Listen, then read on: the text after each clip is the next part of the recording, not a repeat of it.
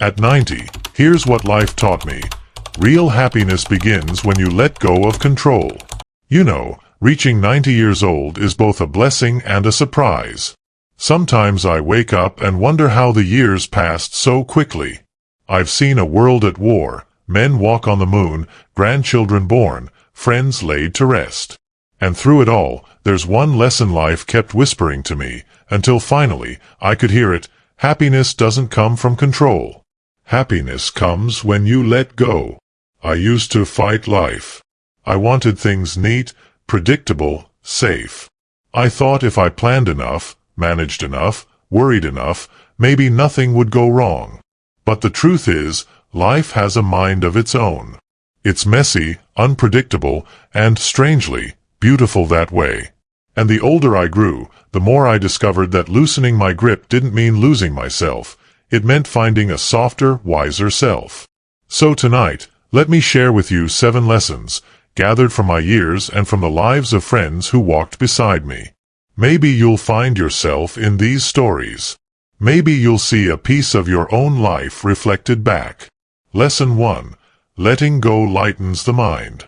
When I was younger, I wore my worry like a badge of honor. I thought caring meant controlling. But what it really meant was lying awake at night, my mind racing like a restless bird. Take my friend Margaret. She was 72 and loved hosting Christmas dinners. Every detail was planned. Seating charts, menus, even the order of songs her grandchildren would sing. But the truth? She never enjoyed it. She worried herself sick over the turkey drying out or someone spilling wine on the tablecloth. One December, her daughter said gently, "Mom, this year, why don't you just sit with us? I'll handle the rest." Margaret hesitated, almost offended. But she agreed. And that night, she laughed, really laughed, at a story her grandson told. She ate food she hadn't cooked, and for the first time in years, she felt peace at her own table. When we stop holding on so tightly, the mind quiets. Stress softens. And in that quiet, joy has space to slip back in. Practice to try. Hand over one small task this week. It could be setting the table, paying a bill, or running an errand. Then notice how your body feels without that weight. Lesson 2. Love grows when we stop directing. If you're like me, you've spent years guiding your children, sometimes even your grandchildren. Advice flows so naturally, it feels like love.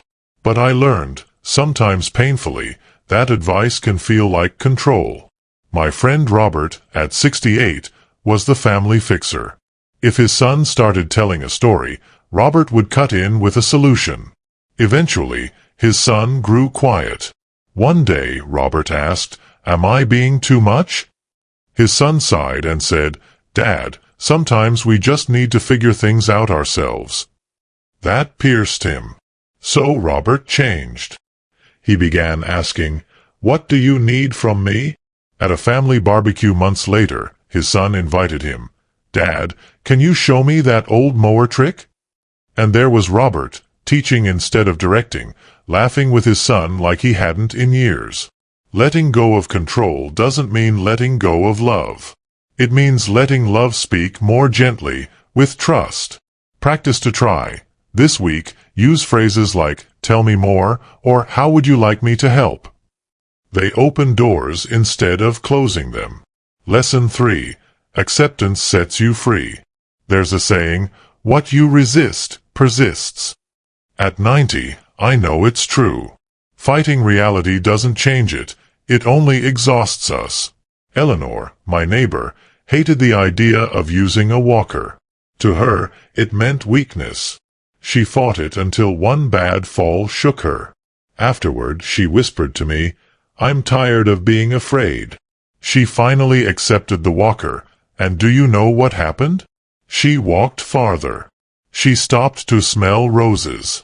She even played tag, slowly, with her grandkids in the yard. Her acceptance didn't take life away. It gave her life back. Practice to try. Each evening, write down one thing you fought today. Then write what might happen if you accepted it, even just for tomorrow. Lesson 4. Letting go welcomes surprise. Oh, how many beautiful moments we miss by holding too tightly to plans. My old friend David scheduled everything. His retirement trip was a calendar of museum tickets and meal stops. His wife begged for a no-plan weekend. At first, he resisted. But finally, he agreed. They drove with no reservations, stopping when they felt like it. In a small seaside town, they stumbled on a bakery with live jazz. David, stiff, planned David, got up and danced. They laughed until their cheeks hurt. That weekend became one of their most treasured memories. When we let go, life surprises us with gifts no plan could design. Practice to try. Give yourself 1 hour this week with no agenda. Follow curiosity. A walk, a conversation, even a nap. See what gift appears. Lesson 5. Choose values over habits. Control often comes from habit, not meaning. Sarah, a grandmother I admired, kept her home spotless. When her granddaughter spilled jam, Sarah's old instinct was to scold. But her granddaughter whispered, "Play with me, Grandma." Sarah hesitated, then chose play over cleanliness. They made a sticky tea party that Sarah never forgot. Years later, when Sarah was too frail to scrub floors, she told me, "The clean house never hugged me. But my granddaughter did." Practice to try. Ask yourself, if this were my last day, what would matter more, this task or this moment? Then act from that truth. Lesson 6. Trust brings gentle freedom. Trust was hard for me. I thought if I didn't handle things, they'd fall apart. But trust is a bridge, not a risk. Thomas, a widower, kept every bill and account in his own hands. His granddaughter begged to help. Finally, he let her manage a simple mailing list. She did it beautifully. Slowly, Thomas trusted her with more. He told me one day, "It's not just the work she saved me. It's the closeness I gained." Letting go of control doesn't mean weakness. It means letting others carry part of the load, and finding comfort in not walking alone. Practice to try. Let someone else handle one practical task this week. Notice the space it gives you and the bond it creates. Lesson 7. A daily practice of letting go. Letting go isn't a one-time decision. It's a daily practice, like watering a plant. Here are small tools I've gathered over time.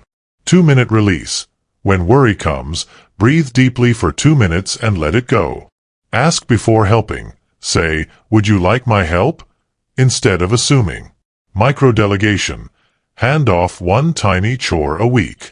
The 1-year question. Ask, "Will this matter in a year?" If not, let it go. Gratitude shift. Each night, name 3 things you're grateful for. Spontaneity jar. Once a month, do something unplanned.